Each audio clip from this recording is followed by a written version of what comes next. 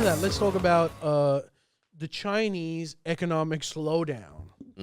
Have you been there's God, what a pod. Where else do you get this topic range? yeah, I know, right? Drinking your cum and then Chinese economic slowdown. Dude, so I've been looking into China and its economy a little bit because the whole thing was that after COVID, because they went extreme with their lockdowns, the assumption was after COVID eases off, China's economy is going to go back into full swing, and their full swing is like 7-8% growth, which is unbelievable because their slowdown is 5%.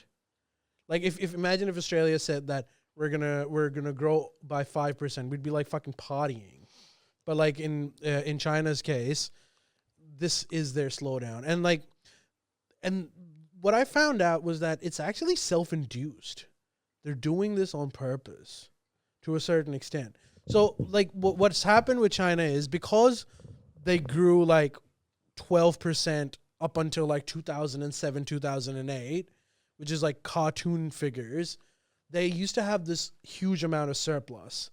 And so they used to just, what could they do with that amount of surplus? They would invest in like infrastructure and housing, and which was working fine until they decided that like they need to weed off of their export income and they need to become a consumption-based society, kind of like Australia, or like actually kind of like America is, or England, or Europe is, where most of their GDP is being contributed by the domestic population just consuming a fuckload. Well, why wouldn't you if you're China? Yes, but like they were still making money from exports. Yeah, of course. Right? So they wanted to go into this consumption-driven model. And so around 2015, they started to like slow down their economy. But what happened was, instead of the consumption growing, they just created this massive property bubble where all of the money was being siphoned off into housing. And so like there were these buildings that were being created where people weren't living, but the same thing what we do in Australia they were doing as well, where the way you become rich in China is by owning multiple properties. And some of these properties are like so far away from you. They're in like regional Chinese areas and they don't even exist yet. Like they're going to build a building, they're going to sell those flats, and then your property will start gaining. But because it was so speculative that a lot of people were making money off of that. And then the Chinese government decided that this was getting too much. So they wanted to deflate the bubble. Mm-hmm.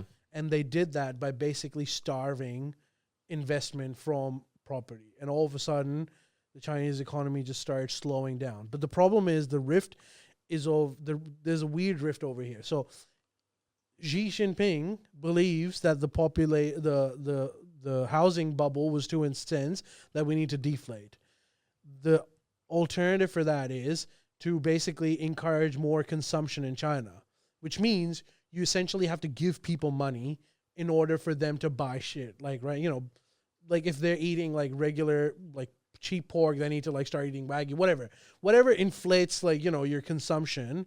But Xi, which is funny because he's part of the Communist Party, believes that no, we're not going to do that because that's lazy Western mindset.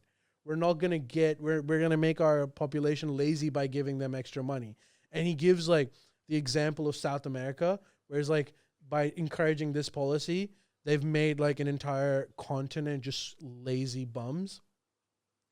Which, like throughout uni, I've been like advocating for the Latin American model because they did that. They were like, instead of like, so the two models were, there was the East Asian model, which was like starve your population, keep wages really low, get them to like work more hours and then make money off of export. Mm-hmm. And the Latin American model was like, no, you give people money. If they have money, they'll spend money, and that's how your economy is going to grow. Mm-hmm. 20, 30 years in hindsight, definitely one was more successful than the other, clearly.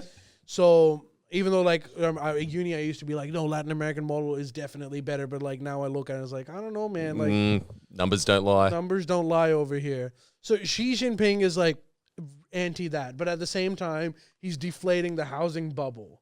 So like they're in this weird fucking situation where they don't really know what's the next growth phase.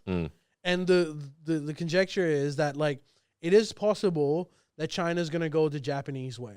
because apparently the same thing happened with Japan in the 80s, where like they were exporting heaps and they were making a lot of money through exports, and then eventually their population got like rich enough, then they started moving into consumption-driven model, but the consumption-driven model didn't really work. It just inflated their housing, and then in the 90s they had that housing, like that Asian financial crisis, and they've basically never recovered since.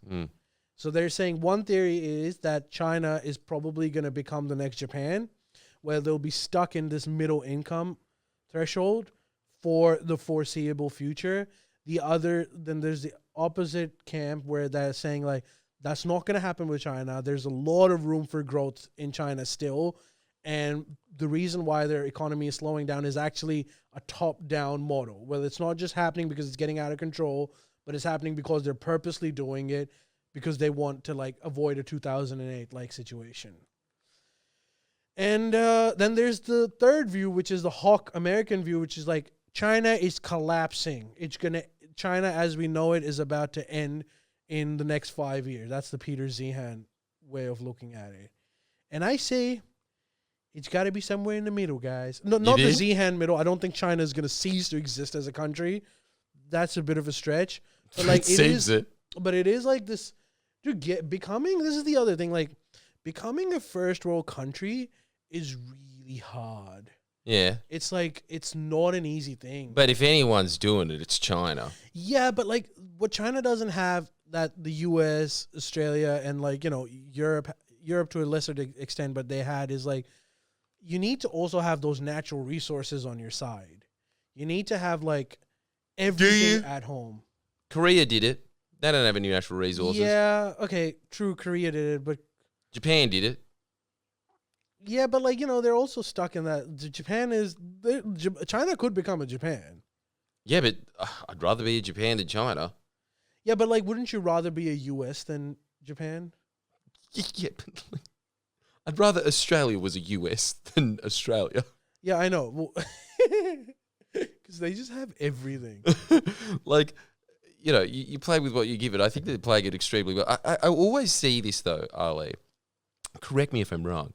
But people are always predicting China is just around the corner from economic collapse. And then something like this happens and they say, see, unlike any other country on earth, they are having a dip.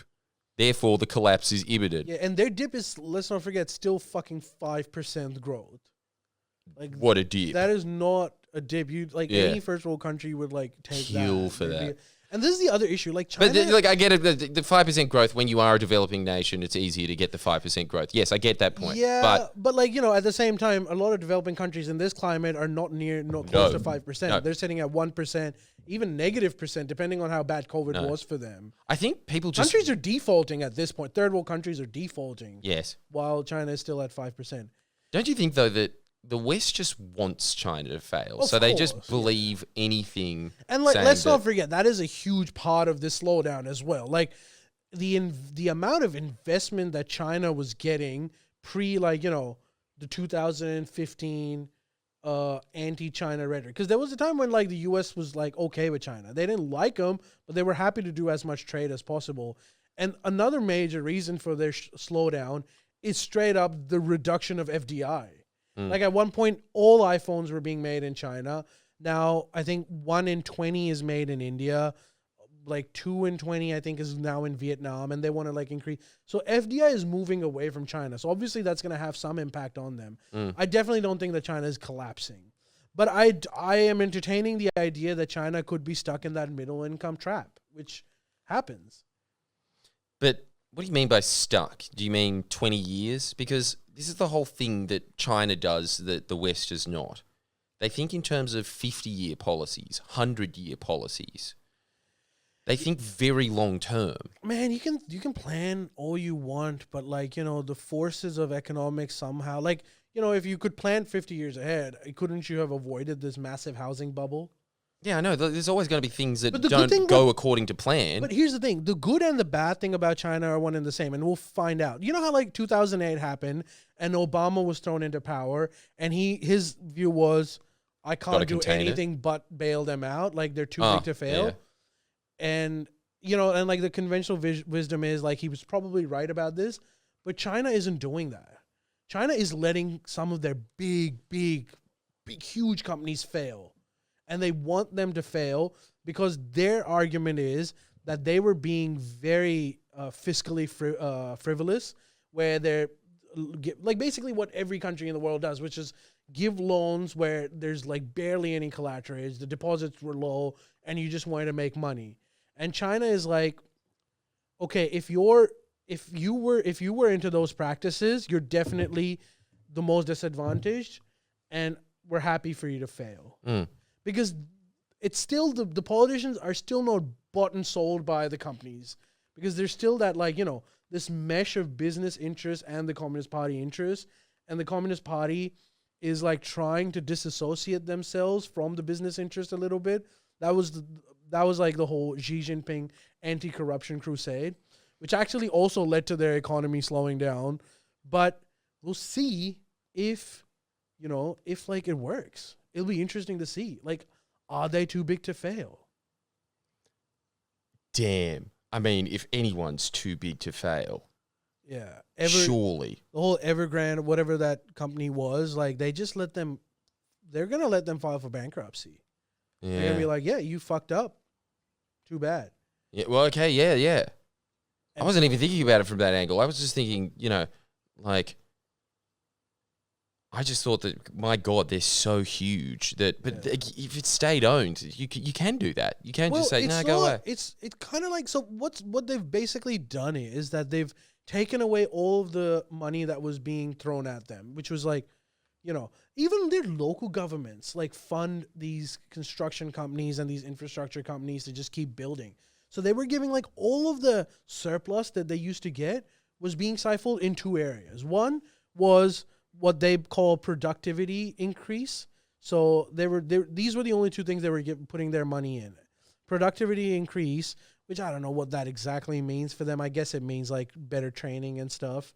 And the other was just housing and infrastructure. And they've pulled back their money for housing and infrastructure. And that's basically gotten all of these companies to be like, they're arguing from their perspective is like, look, you set up this economic system. Like, this is what we've been doing for a decade. You allowed us to do it. And so now keep giving us money. And they're right. If it was the U.S. would have already passed a bailout package by now. Mm-hmm. But the Chinese are like, fuck you. And so I'm interested to see what happens. I honestly think if that's the case, there will be hurt, and then things will get better and they'll be back on track. Surely. If you're able to just redirect economic forces like that, you're able to bail yourself out in the right way. Yeah, the one advantage that these guys have is like they can just take those big moves. Like I don't think Obama That's what I'm saying. No, he couldn't. No. Like, that's what people forget. It wasn't even up to him to whether give a bailout or not. No.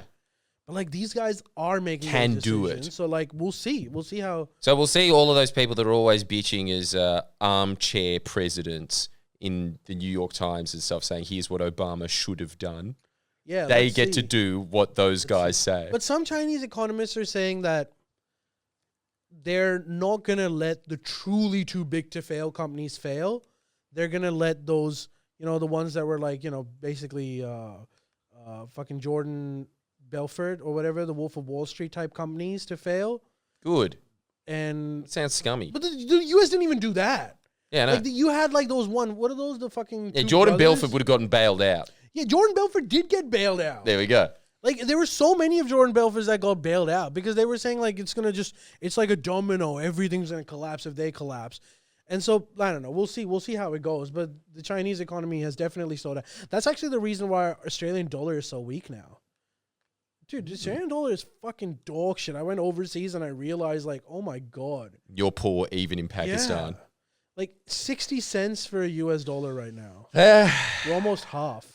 And they're saying that that's because of the Chinese slowdown. Yeah. What a weird situation we're in where, like, our biggest trading partner slows down, which has a massive impact on our economy, but we should be happy about it. Mm. And let's keep arming ourselves to the teeth against our biggest trading partner. Yeah, I know. Just, like, let's piss them off as much as possible. They, like, collapse. And then, like, and as a consequence, we collapse. But, like, yay. Yeah, we did it. Yeah, we did it. We're also poor. Talk now. about cutting off your nose to spite your face. Sun's coming